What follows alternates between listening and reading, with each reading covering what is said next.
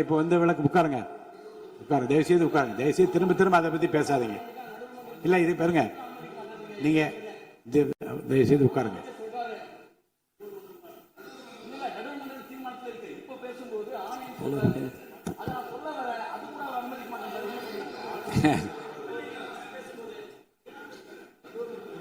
பேரவைத் தலைவர் அவர்களே, முதலமைச்சர் அவர்களே, எதிர்கட்சி தலைவர் அவர்களே, அமைச்சர் பெருமக்களே, சட்டமன்றத்திலே இருக்கும் அனைத்து சட்டமன்ற உறுப்பினர்களுக்கும் முதல் கண் எனது வணக்கங்களை தெரிவித்துக் கொள்கிறேன். 52 ஆண்டுகள் முடிந்து 53வது ஆண்டில் அடியெடுத்து வைக்கும் நமது முதல்வர் அவர்களுக்கு உங்கள் அண்ணன் கேப்டன் விஜயகாந்த் அவர்கள் சார்பாகவும் தேசிய முற்போக்கு திராவிட கழகத்தின் சார்பாகவும் எங்களுடைய மனப்பூர்வமான பிறந்த நாள் வாழ்த்துக்களை இந்த அவையிலே தெரிவித்துக் கொள்கிறேன். இன்றைக்கு நாம சட்டசபையில பேசுகின்ற உரை ஒன்று மேகதாது அணை பற்றியும் ஆளுநருடைய உரையை பற்றியுமான டிஸ்கஷன். சற்றேறக்குரிய 1.5 மணி நேரமா ஒரே டாபிக் தான் இங்க போயிட்டு இருக்கு. அந்த வாய்ப்பு அனைத்து சட்டமன்ற உறுப்பினர்களுக்கும் சமமாக வழங்கப்பட வேண்டும் என்ற வேண்டுகோளை பேரவைத் தலைவருக்கு நான் வைக்கிறேன். நிறைய பேருக்கு வாய்ப்பு கிடைக்குது, நிறைய பேருக்கு வாய்ப்பே கிடைக்காமையே போயிடுது. இது சட்டமன்றம், எல்லாருக்கும் ஈக்குவாலிட்டி, எல்லாருக்குமே வாய்ப்பு தரணும் பேசுறதுக்கு. அது நீங்க அவைத்தலைவர் அவர்கள் நீங்க அதை பார்த்துக்கோங்க. அதுக்கு அடுத்தது அன்று ஆளுநர் உரை, அது தமிழ்தாய் வாழ்த்தோடு ஆரம்பிக்கப்பட்டதை தேசிய முற்போக்கு திராவிட கழகம் மனப்பூர்வமாக அதை வரவேற்கிறோம். அதே போல ஆளுநர் உரை அன்றைக்கு ஆளும் கட்சியின் உரையாக இருந்தது என்பதை யாரும் மறுக்க முடியாது. ஒரு ஸ்போக்ஸ் பர்சன் மாதிரி ஆளுங்கட்சியை பற்றி மட்டுமே அவருடைய உரை இருந்தது. நமது தமிழ் மொழி தாய்மொழி, நம்மளுடைய அன்னை தமிழ் அன்னை. அந்த தமிழ் மொழியை நாம் சொல்றது செந்தமிழ் அப்படின்னு சொல்லுவோம். அதை நாம் கேட்கும்போது அது நம் காதல தேன் பாய்ந்ததாக தான் நம்ம எல்லாரும் சொல்வோம். ஆனால் அன்றைக்கு ஆளுநர் உரையில் 37 நிமிடங்கள் அவர் பேசியதாக ஒரு குறிப்பு இருக்கு. ஆனா 37 தவறுகள், தமிழை பற்றி உச்சரித்தவை அத்தனையுமே மிக மிக ஒரு வேதனையான ஒரு விஷயமாக இங்க நான் பார்க்கிறேன். நம்மளுடைய தலைவர்கள், அறிஞர் அண்ணாவாகட்டும், கலைஞராகட்டும், ஐயா காமராஜர் ஆகட்டும், அனைத்து பெருந்தலைவர்கள், அதே போல வேலு நாச்சியார், இது போன்ற அவர் ஒவ்வொரு பேரை சொல்லும் பொழுதும் முற்றிலுமாக அவருடைய உரையில அத்தனை பிழைகள் அன்றைக்கு இருந்தது. உறுப்பினர் உட்காருங்க, உட்காரணுமா? உட்காருங்க, நான் பேசுறேன். உட்காரு. இல்ல உட்காருங்க ப்ளீஸ்.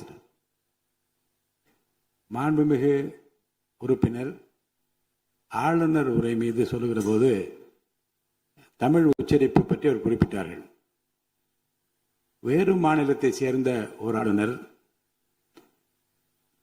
அரசின் சார்பில் இங்கே தன்னுடைய உரையை அவைக்கு படிக்க வந்தபோது புதிதாக தமிழகத்தில் வந்திருக்கிற வேறு மாநிலத்தை சேர்ந்த நம்முடைய ஆளுநர் முதலில் எல்லா தலைவருடைய பெயரையும் உச்சரிக்க முயன்றதை நாம் முதல்ல பாராட்ட கற்றுக்கொள்ள வேண்டும்.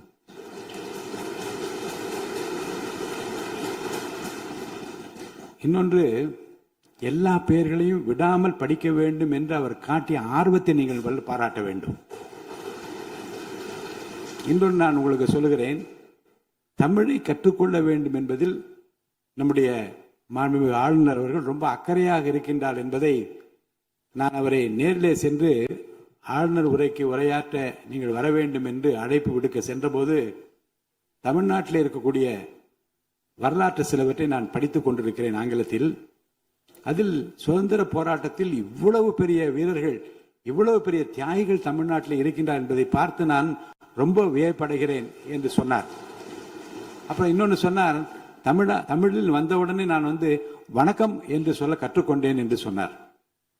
அப்புறம் நான் சொன்னேன், இன்னும் அதிகமாக கற்றுக்கொள்ளலாம், நல்லா இருக்கீங்களா என்று கேளுங்கள் அப்படி என்று சொன்னேன். ஆங்கிலத்தில் அதுக்கு நான் மொழிபெயர் சொன்னேன்.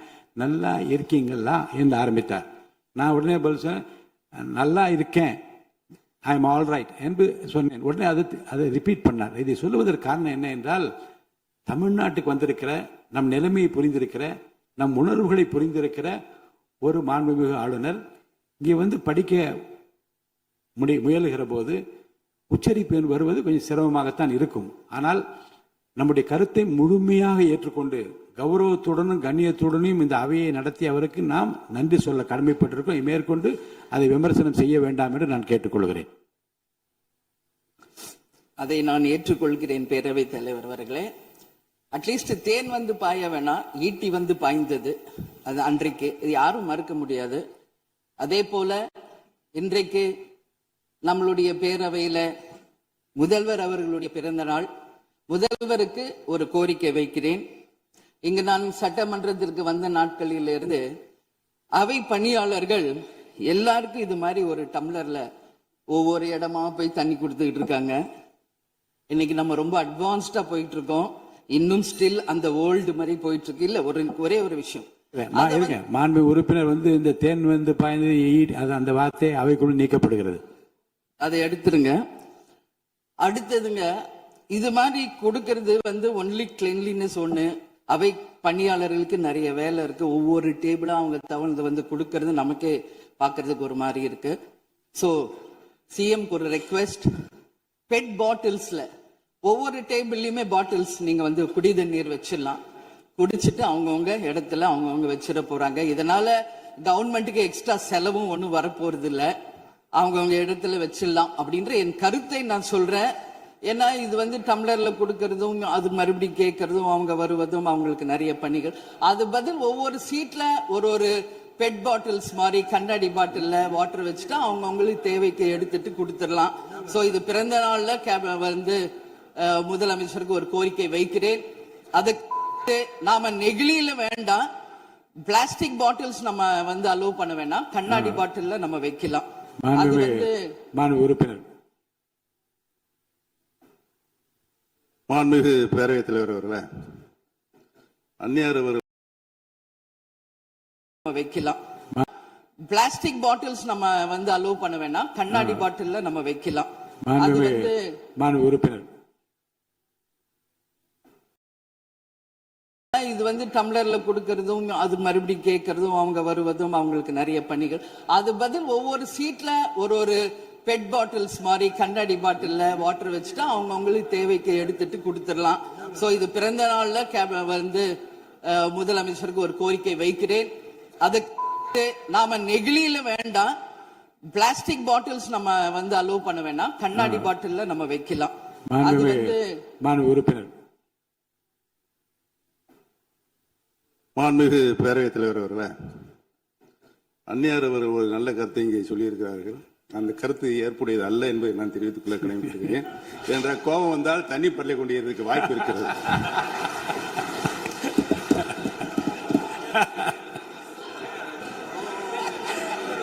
உறுப்பினர் பேசலாம். இப்போ தண்ணி பாட்டில் தான் வீசணும்னு கிடையாது, டம்ளர்ல கூட வீசி அடிக்கலாம். உறுப்பினர் ஒரு நிமிஷம்.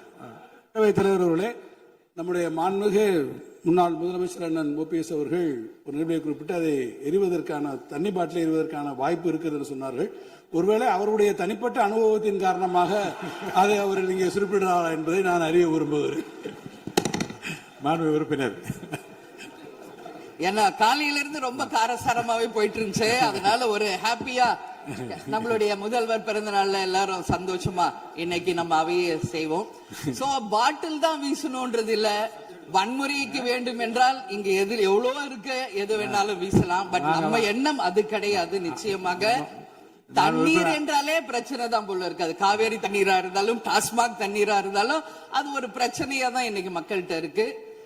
உறுதியாக காவேரியிலும் சரி மேகதாதுலும் தமிழ்நாடு சட்டமன்ற உறுப்பினர் மட்டும் இல்ல, யாரும் அதற்காக விட்டு கொடுக்க போவதில்லை என்பது உறுதி. இன்னைக்கு நம்ம முதல்வர் அவரும் புதிதாக முதல்வராக இருக்கிறார்.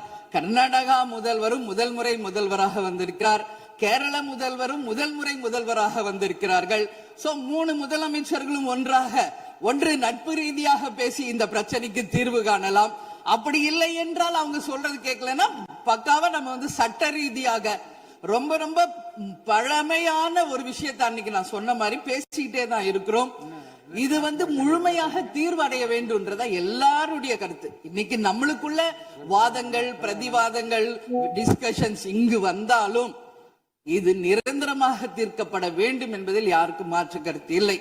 இப்ப 2026 இருக்கும், 2026 வரைக்கும் இது கண்டினியூ ஆகக்கூடாது, இன்னொரு 100 ஆண்டு காலத்திற்கு என்பதுதான் எல்லோருடைய எண்ணம். சோ அது நடக்கணும். அது மட்டும் கிடையாது, இன்றைக்கு நேற்று நடந்த ஒரு விஷயம் தமிழ்நாட்டில். நேற்று நான் நேரடியாக சென்று பாதிக்கப்பட்டவங்களை பார்த்தேன். yesterday was a black day for Tamil Nadu. Sunday black சண்டேவாக நேற்று இருந்தது. இதுவரைக்கும் தமிழகம் காணாத ஒரு பேர் விபத்து. இன்னைக்கு பேரிடர் எவ்வளோ பிரச்சனைகள் இருந்தாலும் ஒரு அமோனியா தாக்குதல்ல இத்தனை பேர் பாதித்தது தமிழக வரலாற்றில் முதல் முறை.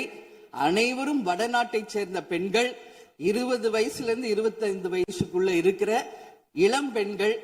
அவங்கள நேரா பார்க்கும்போது மிக மிக மனசுக்கு கஷ்டமாக இருந்தது. என்ன ஃபேஸ்ல பாக்குறோம், உதடு காது மூக்கு எல்லாம் ப்ளீட் ஆயிட்டே இருக்கு. அப்போ டாக்டர்ஸ் அங்க எக்ஸ்பிளைன் பண்ணாங்க, இங்க வெளியே நம்ம என்ன பாக்குறோமோ அதுதான் இன்னர், அதாவது லங்ஸ். இதை பற்றி ரொம்ப விரிவான விளக்கத்தை எல்லாம் அமைச்சர் அளிச்சுட்டாங்க. இதை சுருக்கமா அதை நான் பார்த்தேன், சரியானதுதான்.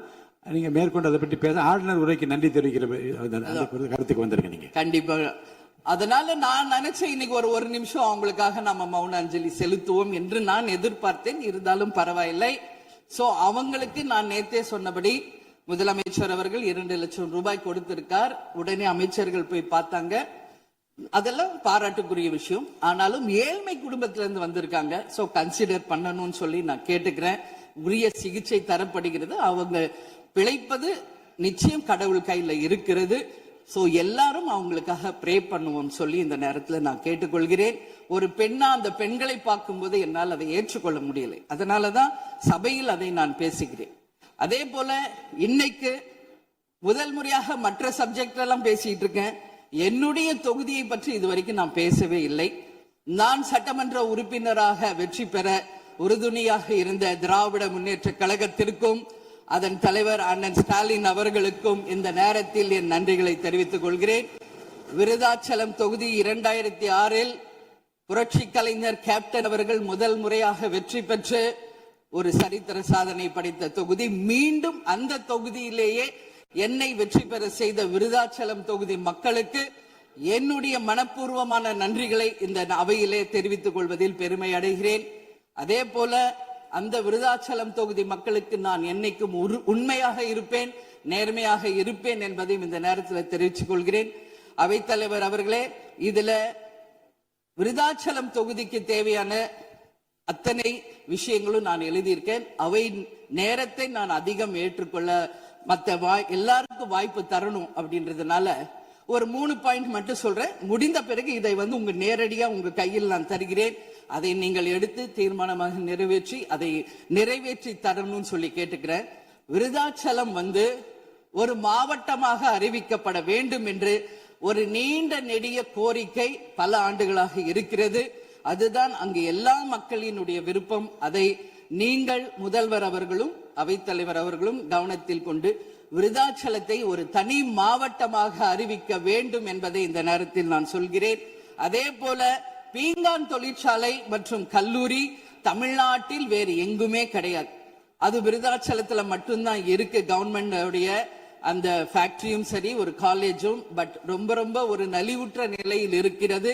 சோ அதை நீங்க கட்டாயமாக மிகப்பெரிய அளவுல டெவலப் பண்ணி அதன் மூலம் வேலை வாய்ப்பையும் அதே நேரத்தில் எக்ஸ்போர்ட் பண்றதுக்கும் கட்டாயம் அரசு நிச்சயம் எங்களுக்கு ஒத்துழைக்க வேண்டும் என்பதை கேட்டுக்கொள்கிறேன்.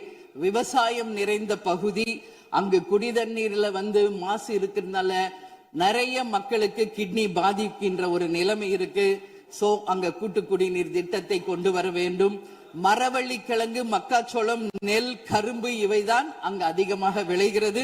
சோ விவசாயிகளுக்கு முழு கடன் தள்ளுபடி செய்து விவசாயிகளுக்கு எல்லா விதத்திலும் இந்த அரசு உறுதுணையாக இருக்கணும் சொல்லி நான் கேட்டுக்கிறேன்.